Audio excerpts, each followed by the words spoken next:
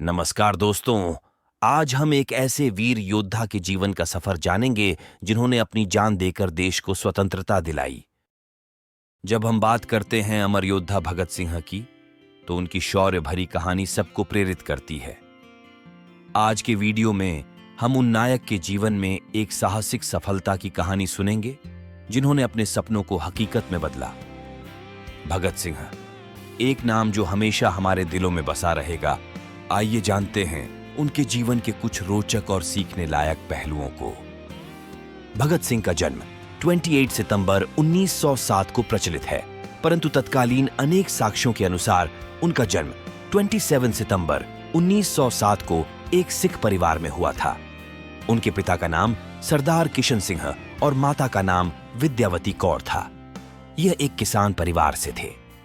अमृतसर में 13 अप्रैल 1919 को हुए जलियांवाला बाग हत्याकांड ने भगत सिंह की सोच पर गहरा प्रभाव डाला था। वर्ष 1922 में चौरी चौरा हत्याकांड के बाद गांधी जी ने जब किसानों का साथ नहीं दिया, तब भगत सिंह बहुत निराश हुए। उसके बाद उनका अहिंसा से विश्वास कमजोर हो गया और वह इस निष्कर्ष पर पहुंचे कि सशस्त्र क्रांति ही स्वतंत्रता दिलाने का एकमात्र रास्ता है। उसके बाद वह चंद्रशेखर आजाद के नेतृत्व में गठित हुई गदर दल के हिस्सा बन गए।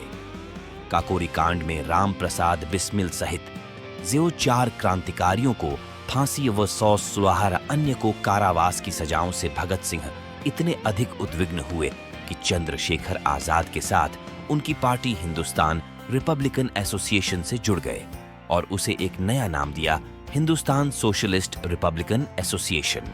इस संगठन का उद्देश्य सेवा, त्याग और पीड़ा झेल सकने वाले नवयुवक तैयार करना था।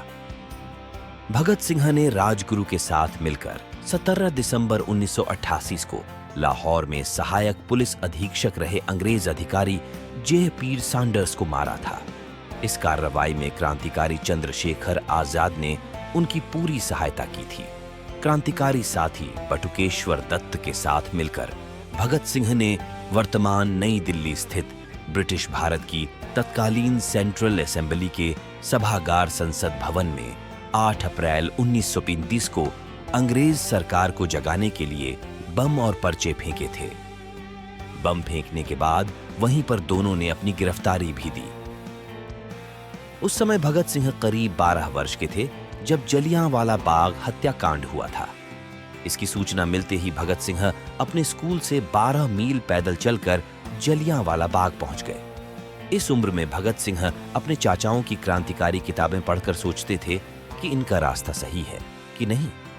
गांधी जी का असहयोग आंदोलन छिड़ने के बाद वे गांधी जी के अहिंसात्मक तरीकों और क्रांतिकारियों के हिंसक आंदोलन में से अपने लिए रास्ता चुनने लगे।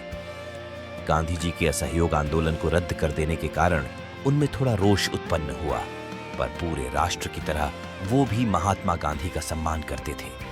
पर उन्होंने गांधी जी के अहिंसात्मक आंदोलन की जगह देश की स्वतंत्रता के लिए हिंसात्मक क्रांति का मार्ग अपनाना अनुचित नहीं समझा।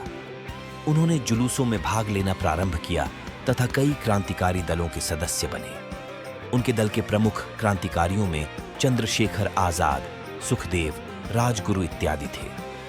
काकोरी कांड में 4 क्रांतिकारियों को फांसी व 16 अन्य को कारावास की सजाओं से भगत सिंह इतने अधिक उद्विग्न हुए कि उन्होंने 1928 में अपनी पार्टी नौजवान भारत सभा का हिंदुस्तान रिपब्लिकन एसोसिएशन में विलय कर दिया और उसे एक नया नाम दिया, हिंदुस्तान सोशलिस्ट रिपब्लिकन एसोसिएशन। 26 अगस्त 1930 को अदालत ने भगत सिंह को भारतीय दंड संहिता की धारा 129, 302 तथा विस्फोटक पदार्थ अधिनियम की धारा 4 और 6F तथा आईपीसी की धारा 120 के अंतर्गत अपराधी सिद्ध किया। 7 अक्टूबर 1930 को अदालत के द्वारा 68 पृष्ठों का निर्णय दिया, जिसमें भगत सिंह, सुखदेव तथा राजगुरु को फांसी की सजा सुनाई गई। फांसी की सजा सुनाए जाने के साथ ही लाहौर में धारा 144 लगा दी गई। इसके बाद भगत सिंह की फांसी की माफी के लिए प्रिवी परिषद में अपील दायर की गई, परंतु यह अपील 10 जनवरी 1931 को रद्द कर दी गई। इसके बाद तत्कालीन कांग्रेस अध्यक्ष पं मदन मोहन मालवीय ने वायसराय के सामने सजा माफी के लिए 14 फरवरी 1931 को अपील दायर की कि वह अपने विशेषाधिकार का प्रयोग करते हुए मानवता के आधार पर फांसी की सजा माफ कर दे। भगत सिंह की फांसी की सजा माफ करवाने हेतु महात्मा गांधी ने 17 फरवरी 1931 को वायसराय से बात की। फिर 18 फरवरी 1931 को आम जनता की ओर से भी वायसराय के सामने विभिन्न तर्कों के साथ सजा माफी के लिए अपील दायर की। यह सब कुछ भगत सिंह की इच्छा के खिलाफ हो रहा था, क्योंकि भगत सिंह नहीं चाहते थे कि उनकी सजा माफ की जाए। 23 मार्च 1931 को शाम में करीब 7:33 पर भगत सिंह तथा इनके दो साथियों सुखदेव व राजगुरु को फांसी दे दी गई। फांसी पर जाने से पहले वे लेनिन की जीवनी पढ़ रहे थे और जब उनसे उनकी आखिरी इच्छा पूछी गई तो उन्होंने कहा कि वह लेनिन की जीवनी पढ़ रहे थे और उन्हें वह पूरी करने का समय दिया जाए। कहा जाता है कि जेल के अधिकारियों ने जब उन्हें यह सूचना दी कि उनके फांसी का वक्त आ गया है तो उन्होंने कहा था, ठहरिए, पहले एक क्रांतिकारी दूसरे से मिल तो ले। फिर 1 मिनट बाद किताब छत की ओर उछाल कर बोले, ठीक है, अब चलो। फांसी पर जाते समय वे तीनों मस्ती से गा रहे थे।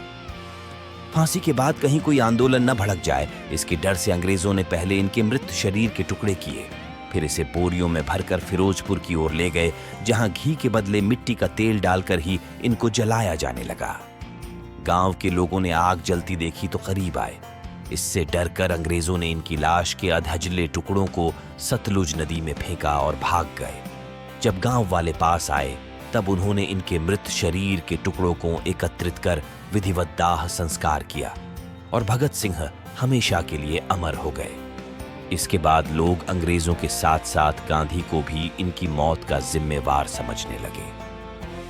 इस कारण जब गांधी कांग्रेस के लाहौर अधिवेशन में हिस्सा लेने जा रहे थे तो लोगों ने काले झंडों के साथ गांधी जी का स्वागत किया। एक आध जगह पर गांधी पर हमला भी हुआ, किंतु सादी वर्दी में उनके साथ चल रही पुलिस ने बचा लिया। आपका समय लेने के लिए धन्यवाद। यदि आपने अभी तक हमारे चैनल को सब्सक्राइब नहीं किया है तो कृपया इसे सब्सक्राइब करें ताकि आप हमारे नए और रोचक वीडियो सीधे देख सकें। जय हिंद।